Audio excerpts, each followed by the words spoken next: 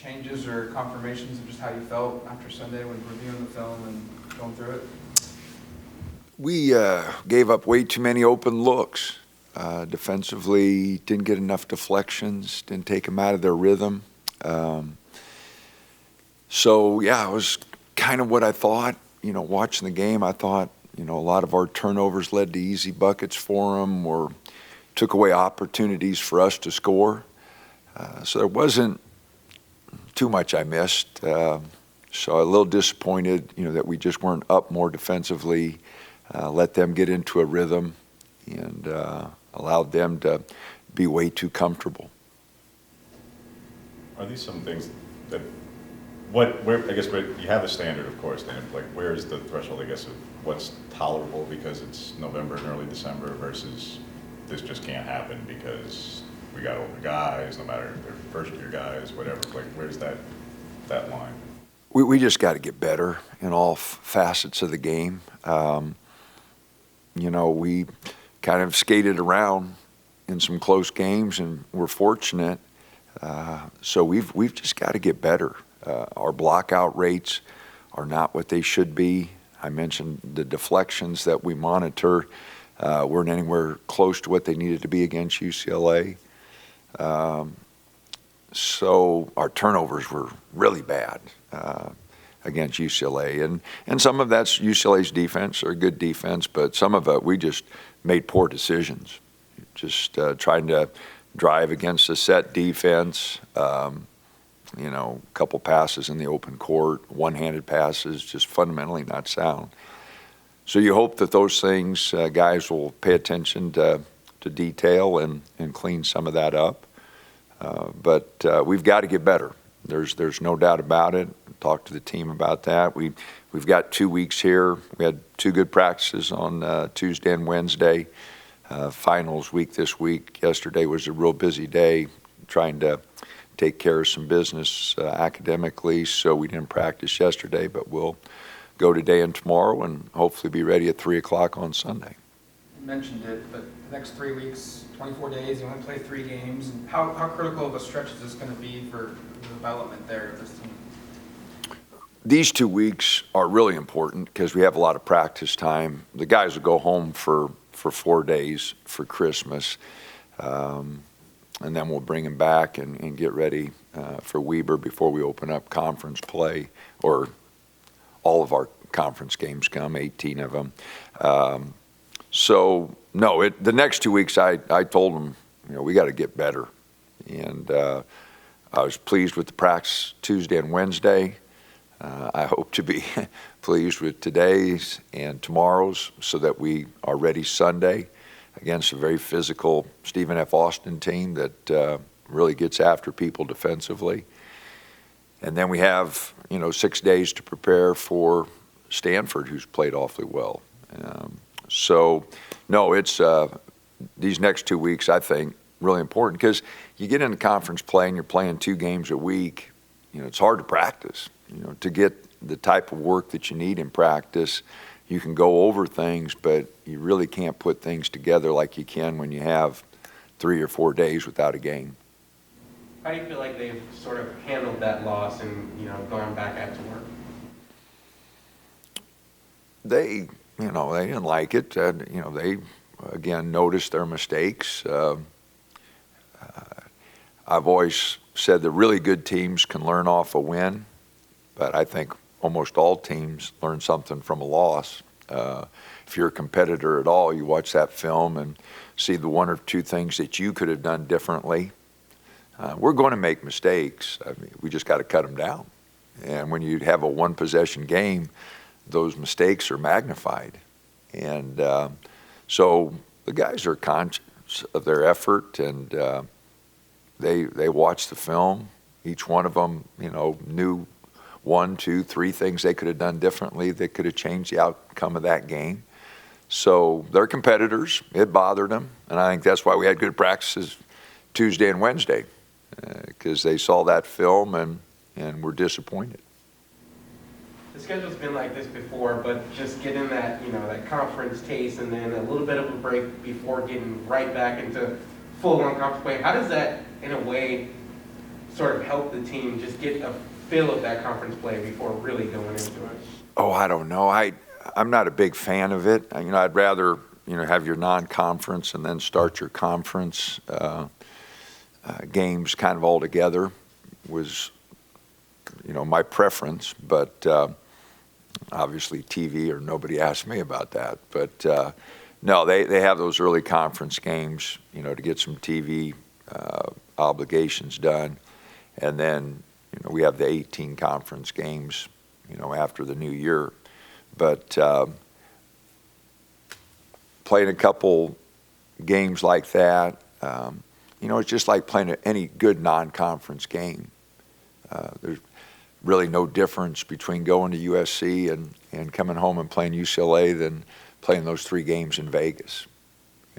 They all prepare you for what's coming. A more physical game, bigger, probably more athletic opponents. So, no, it does prepare you. Charlie Baker was talking this week, Dana, about there's obviously there's been discussions for a little while now, but it sounds like they're closer to a decision about whether to expand to 72 or 76 for the tournament. Not this year, but probably for maybe as soon as the following year. Your perspective on if the field expands a little bit more, are those good numbers, right numbers, bigger, stay where we're at 68? Yeah, it's one of those questions that everybody debates all the time. But there are 364 teams trying to get in the tournament. We have the smallest percentage of teams that go to postseason for our championship. So it seems natural that you'd try to get those numbers a little bit in line with some of the other sports. But I think it's great for players to be involved with it. You don't want to water it down so much that, it's not a special to get in. You want Selection Sunday to be, something that is really special. Everybody has a little bit of an opportunity to get in the tournament with their conference tournament. So that's always kind of been a caveat or something that they could use to say, hey, we're offsetting our small numbers in the tournament, but everybody has a chance to get in with the conference tournament. So I don't know. Whatever they decide, obviously it'll still be a great tournament. I don't think adding 4 teams or 8 teams or whatever they're talking about adding is going to dilute the tournament any. There are a lot of teams trying to compete at a very high level. And when you have 300 and, not sure the exact number, but I think it's 364, 365 teams trying to get in, that's a small percentage of the number of teams that are participating. So it'll be interesting, and there'll be a lot of debate about it, but it'll still be a great tournament, whatever they decide. Had a technical foul call on a player 3 of the last 4 or 5 games. Just how do you corral that in? And just Really disappointed. I'm very disappointed. Supremes was kind of a reaction, but Bam's and Keyshawn's unacceptable. And, talking about it's not going to be enough, then we'll take the next step. But I am very disappointed, and I told the team that, and just don't need it. It's a selfish foul, and I try not to get them, and our players definitely don't need to get them. In years past, teams had some issues with buy-in. What do you feel like this team's buy-in is? And just overall, do you feel like they're on schedule where you would want them to be at this point? With the exception of one team, I think our buy-in's been pretty good. It's just execution of what we're trying to accomplish. So I think the guys believe in what we're doing. Like any sport, it's getting them to do the things that are tough or that are no fun to be successful. Being really physical and diving on a loose ball, blocking out, sprinting when it hurts. Those things are tough. Everybody likes the give me an open 3 or get me a shot, But the tough things are usually the things that separate teams. And so getting guys to believe that and understand that has always been a big part of trying to get a team to perform. I imagine that's true in any sport. But for our sport, you know, it's really important. And that's why, like I said, I was disappointed with deflections. Means we're not up, you know, active enough defensively. When I say our blockout rate is, we're not paying attention to, you know, stepping out there and hitting somebody. So we've got to take care of the things that I said aren't fun to do. And we get better at those things. Usually the win rate goes up. I mean, you've been refining it already by way of rotation and minutes and those things, but these next 3 games also a chance to kind of more cement that entering the line share of league play? Nothing's etched in stone with our guys. You know, we have not separated ourselves either through games or practice the way I'd hoped. And so, you know, I told the players that these next 2 weeks would be important for some guys, you know, moving up and trying to get some more time. Some guys have taken that to heart, had really hard practices. So we'll see. It's a long season.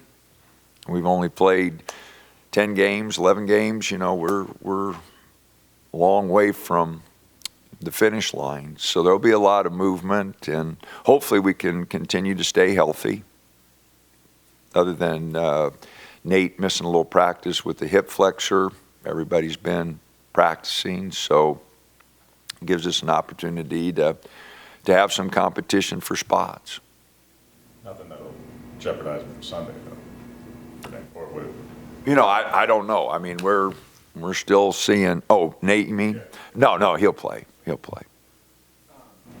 Bamba was the MVP of Vegas, and then last week just 6 points and 1 trip to the free throw line, 6 turnovers. How do you get back to where he was prior to last week? I realize players go through ebbs and flows, but what was the difference, I guess? That's a good question. He was disappointed, and I was disappointed in his performance. And I'm not sure why, but he did not have a good week. He really underperformed, and he's going to have to jump back into it. Now, I will say he had 2 good practices, and that's the first step, but he did not have a good week. The turnovers, bad decisions, inactivity defensively. I'm not speaking out of school because I've told him all these things, and he knows it. He watched the film. He knows he's got to play better. He did have a good week, and he's one of the big reasons we were successful in Vegas. But he did not have a good week last week. Keyshawn really seemed to hit his stride. Is this some of that build-up from missing out on, you know, the later part of last year? A lot of it's just experience. He's been around a long time, and so that experience is starting to pay off. I've always said that, you know, if you love the game and you sit there and watch it, it does make you a little bit more appreciative of the game. You want to play, you want to do things right. You get a little better understanding of the game sitting there watching it. So in that regard, I don't think it hurt him at all. I think he's playing well. We still need him to get up a little more defensively, use his quickness a little bit more defensively. I think he is using it on the offensive end, but I would like to see him use his quickness a little bit more on the defensive end. What's the scouting report on Stephen at Boston? Very good defensive team. Kyle does a good job. He worked with Bill Self for a long time, so defensively they're going to get up, put their hands on you. Really good defensive team, very good rebounding team. Physical, we're going to have to be ready to play. And they're used to going on the road, playing the bye games, and they'll get after us. So we're going to need to be ready to go. They are an athletic, deep team. All right, thank you.